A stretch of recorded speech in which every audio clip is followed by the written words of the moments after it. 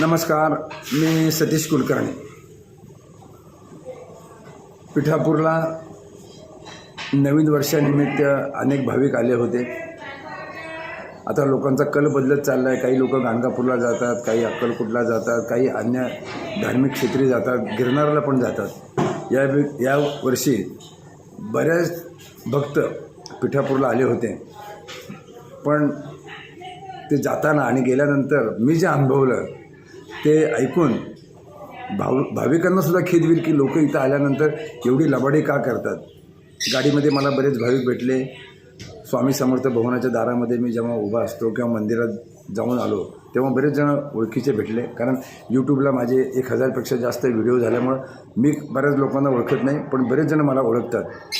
मी अनेकांना सांगितलं स्वामी समर्थ भवनमध्ये या नवीन वर्षाचं चहापाणी काही कार्यक्रम आयोजित केलेले आहेत, तुम्ही यावं, श्रीपाद वल्लभांचं दर्शन घ्या, त्यांचे आशीर्वाद प्राप्त करून घ्या, तिथं फोटो काढा आणि माझ्याकडून जो पाहुणचार मिळेल आणि भेटवस्तू मिळेल ती घेऊन जावा, हे माझं म्हणणं झालं.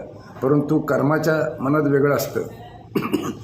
कर्म त्यांच्या परवानगीशिवाय किंवा जे त्या पत्रिकेत जे लिहिलं आहे त्याचं फळ दिल्याशिवाय ते गप्प बसत नाही. आश्चर्य वाटेल, एक शब्दही खोटं नाही. मी जवळजवळ 70 ते 80 भाविकांना म्हटलं माझ्याकडे या, कारण त्यांचे ग्रुप पण होते. काही ग्रुप लिडरनासुद्धा भेटलो मी. हां, आम्ही येतो, तुम्ही जावा पुढं. काही जणं म्हटले इतकं वाजता येतो. मला भेटल्यापैकी एकही जण या स्वामी समर्थ भवनात आला नाही. बाकी चहा पाणी फोटो काढणं त्यांना काही करता आलं नाही. म्हणजे का लोक लबाडी करतात तेच कळत नाही. खोटं बोलतं.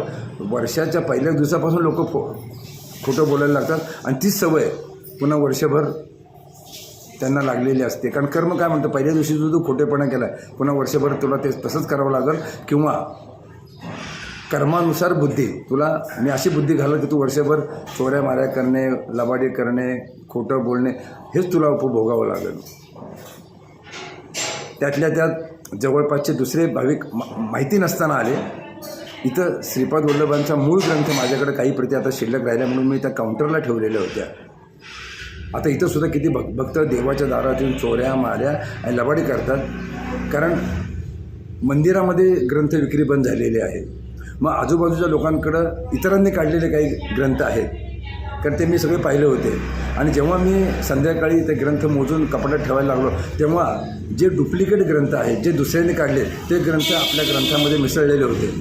मी चौकशी केली तर स्टॉप म्हटलं आम्हाला काही कल्पना नाही.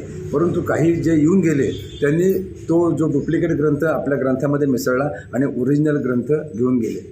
घेऊन जाण्याबद्दल काय, मला मागायला आलं असतं मी प्रत्येकाला ग्रंथ मोफत दिला असता. आणि प्रामाणिकपणे सांगतो, 1 तारखेला मी जवळजवळ 51 ग्रंथ मोफत वाटले की चांगली प्रत लोकांच्याकडे जावं. पण हे जे आदलाबदल केले त्यांची वृत्ती चांगली नव्हती.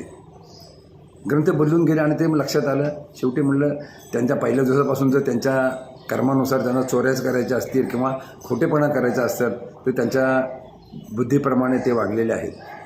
लोक देवाच्या दारात जाऊनसुद्धा असं का वागतात, मतपरिवर्तन का होत नाही, का करतात, हे इतके प्रश्न भेडसावतात.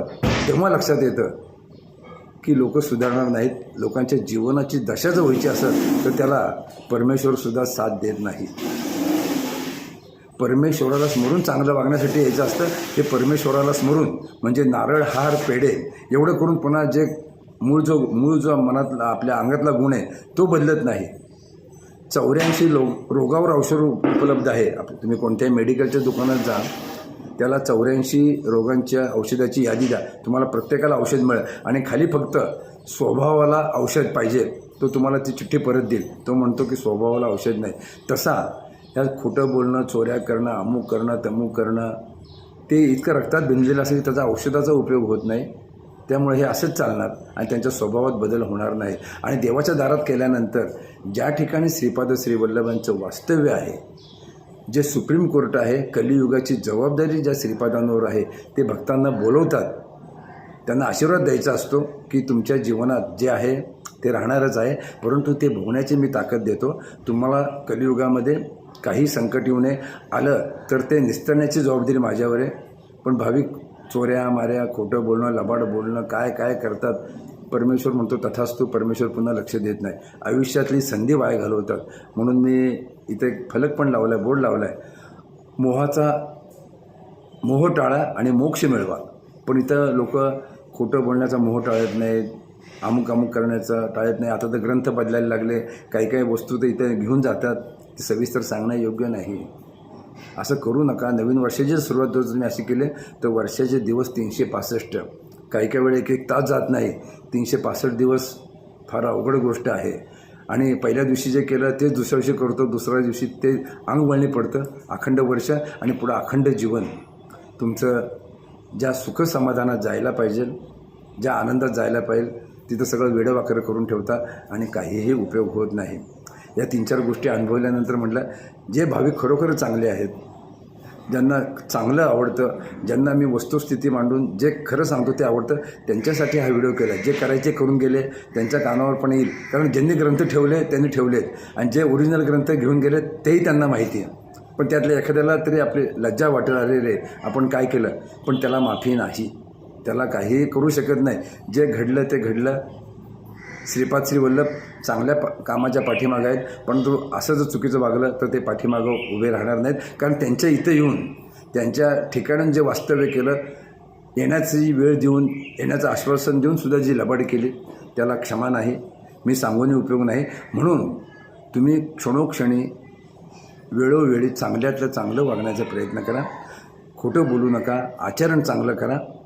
एवढा जरी बदल झाला, अजून